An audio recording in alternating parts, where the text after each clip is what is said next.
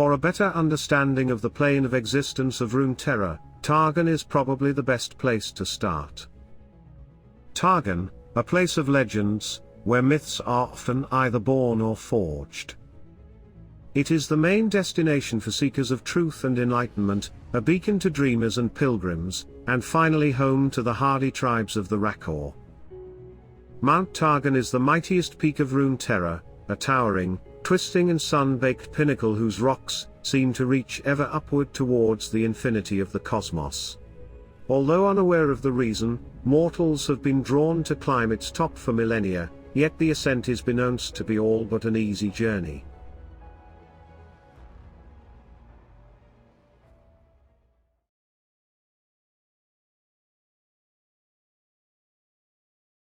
Mount Targon can be broken into distinct regions, as delineated by patterns in the rock and a marked increase in hazardous weather conditions, difficulty of the climb, and increased death rate. The upper levels of the mountain expand and contract as if the land itself were alive, making it impossible to map a reliable pathway to the top.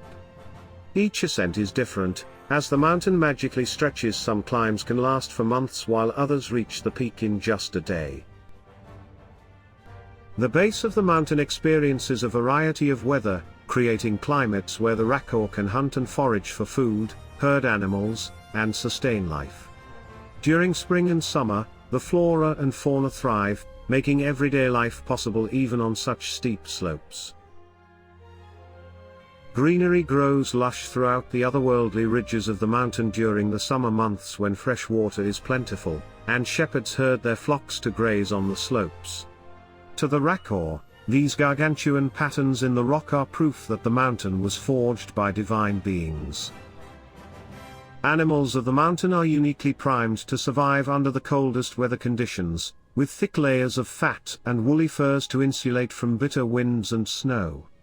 Cloven hooves provide support on steep slopes and narrow footholds, while hooked claws easily latch onto ice. The ibik, a rare, solitary herbivore, dwells in the lower plains of Mount Targon, and its sweet fatty milk is a delicacy to the Rakor. During the winter months, the ibik is often covered by snowfall as it hibernates, and its rough, slate-colored skin helps disguise it amongst the boulders. Tamo are intelligent creatures raised by tribes in vast flocks.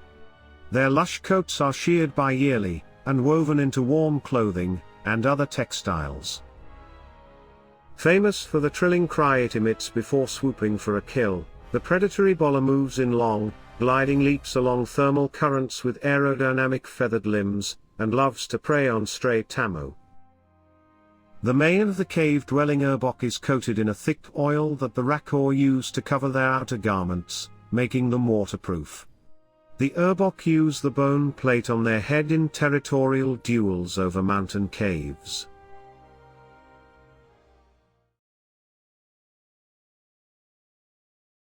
The Rakor tribes boast many skilled artisans, craftspeople, and merchants. However, they tend to value a simple life of humility and prayer to the heavens. With their daily migration across steep slopes, tribes of Mount Targon carry as few belongings as possible.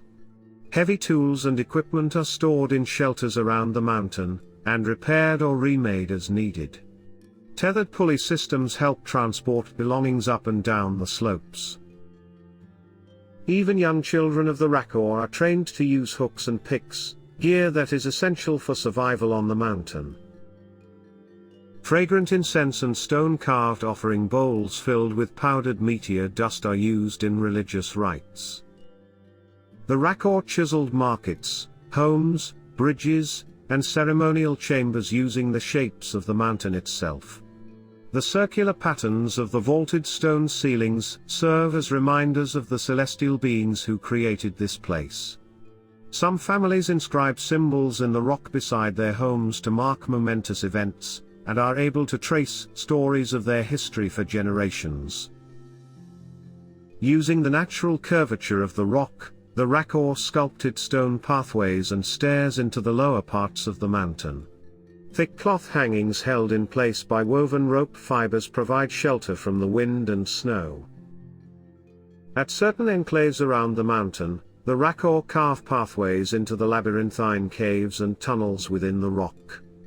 Here, they take shelter from the most perilous storms and impossible conditions. Ancient gateways of glittering metals mark the end of each habitable base. The Rakor celebrate the moment they cross these thresholds and continue their revolution under the sun's bright path. The entrance to the Temple of the Solstice on the eastern slopes of the mountain is carved from gold-veined marble. Windows are carved into the temples at precise locations, so that the light of the sun floods the inner chambers during the solar equinoxes and solstices. Scribes and acolytes sometimes spend the winter months sheltering in the relative warmth of the temples, conducting divine rituals to call upon the power of the sun and charting the movements of the stars. During times of strife, a Solari priest might meditate in the outermost sanctum for weeks without food or water, subsisting merely on the divine sustenance of the sun, the source of all life. In this sacred space, aspirants seek to enter the ranks of the Rahorak, the Solari's Templars. If the aspirant proves worthy, they are inducted into the elite group of warriors. This shrine was constructed to showcase major celestial events, which are visible from its carefully placed windows. This metallic stone fell from the mountain long ago, and is now used to mark a delineation between the Rakoran camp and the unknown terrors of the mountain. In a sacred farewell ceremony, the climbers beginning their ascent are celebrated. This day marks the moment when the fate of their souls are given into the hands of Targon. Rakor means tribe of the last sun, and its people believe that many worlds have existed before this one, each of which has been destroyed by a great catastrophe. Their priests teach that when the sun is destroyed, all will diminish into darkness, so its warriors must be ready to fight those who seek to extinguish its light. To the Rakor, battle is an act of devotion, an offering to keep the sun's light shining. All members of the tribe are expected to fight and kill without mercy or hesitation. The warriors are trained not only to be as lethal with their bare hands as the most capable martial artists, but also to fiercely wield the many relic weapons of the tribe.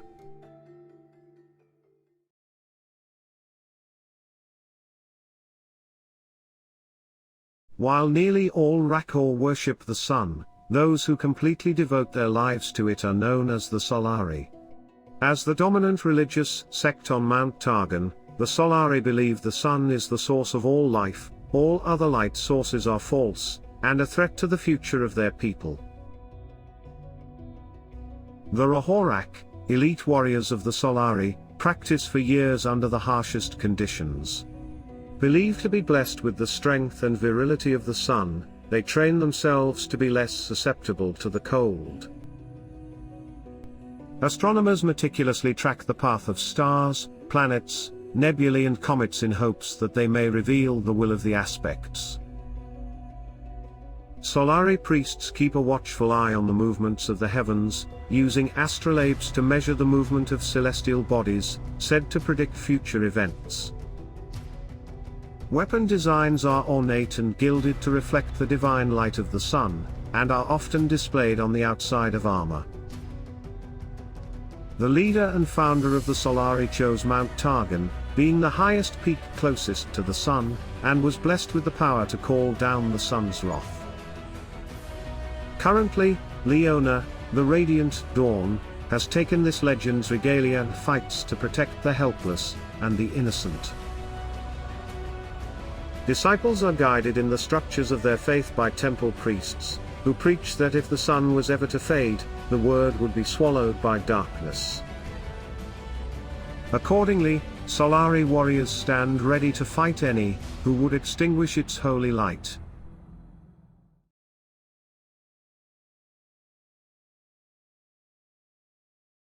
But there are some who do not share the same faith, and thus branded as heretics.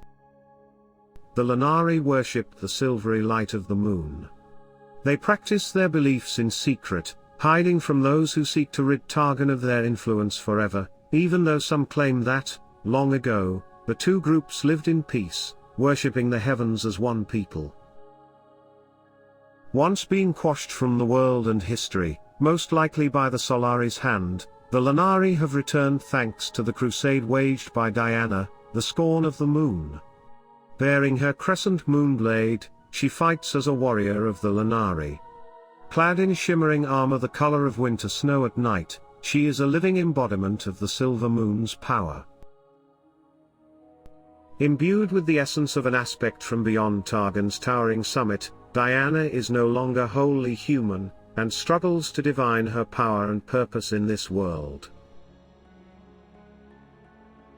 The weapons mainly used by the Lanari are made of moon silver, silver metal forged in moonlight which imbues with a touch of magic. Some of them are also made of moonstones, which are super rare stones from a piece of the moon that broke off and embedded in the mountain eons ago, and are evidently much more potent magically than moon silver. A noteworthy mention is due to Ophelius Arsenal, one of the Lanari's deadliest hitman. Emerging from moonlight's shadow with weapons drawn, Ophelius kills the enemies of his faith in brooding silence, speaking only through the certainty of his aim, and the firing of each gun. Though fueled by a poison that renders him mute, he is guided by his sister Elune in her distant temple sanctuary, from where she pushes an arsenal of empowered moonstone weapons into his hands.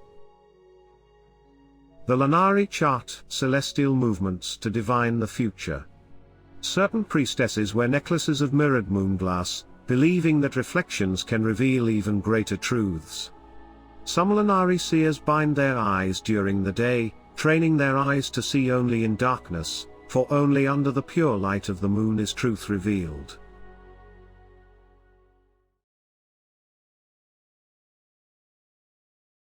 Living in the shadow of cyclopean structures of monumental scale, the Rakor believe they were called to the mountain by mysterious powers.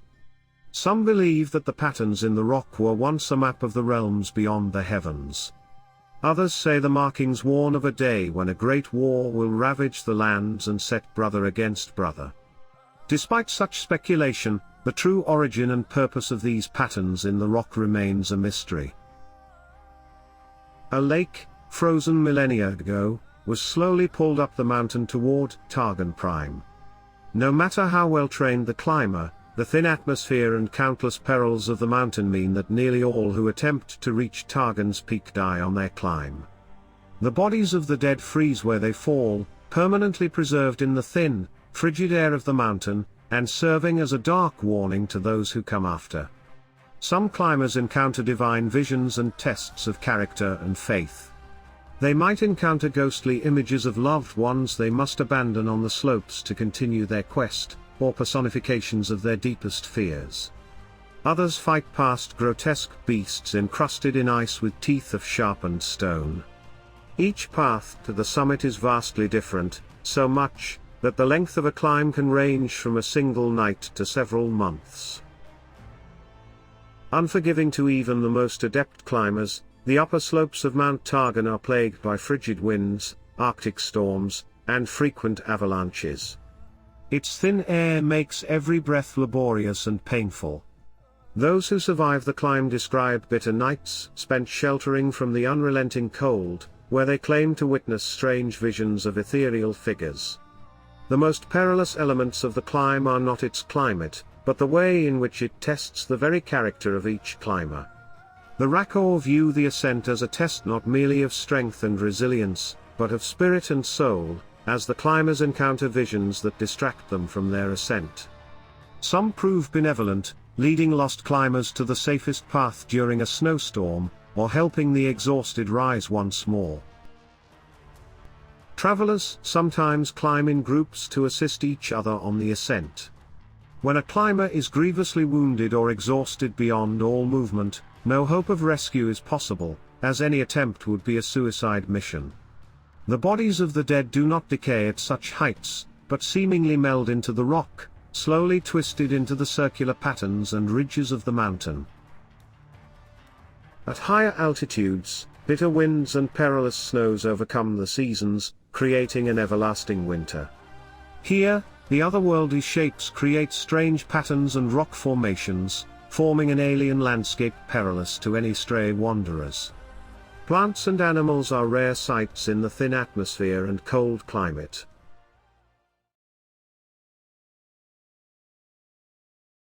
In the rare event when a worthy mortal successfully ascends Mount Targon's peak, the heavens open in a dazzling display of cosmic aurorae.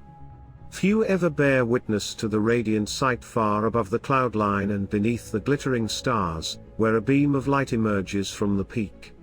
Beyond the mountain's summit, it is said that immortal godlike beings dwell in a city of gold and silver. Nearly all who survive to reach Targon's peak see nothing more than an empty pinnacle, rocky and bare. In the extraordinarily rare event where the aspects choose a worthy hero to act as their mortal vessel, it is said the very air shimmers with stardust as a portal opens atop the mountain. Some say the faint ghost of a brilliant city of silver and gold is just visible beyond the veil, and divine light shines in bright and vivid colors as a celestial being descends from Targon Prime, changing forever the destiny of mortals.